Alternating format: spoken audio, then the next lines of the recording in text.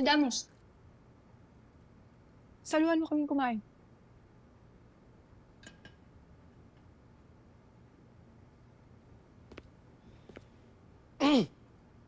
I love you so much, Dea.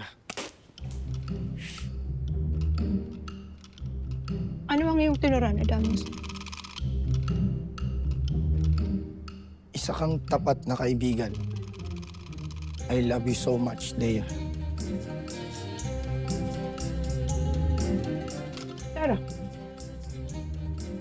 Yun nga ba ang ibig sabihin ng kanyang tinuran?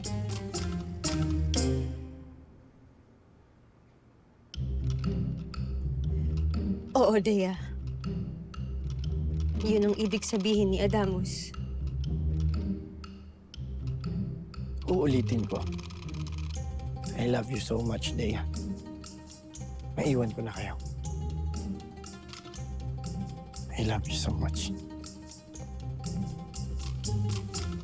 I love you so much. Tinuturing niya akong tapat na kaibigan. At gayon din ako sa kanya.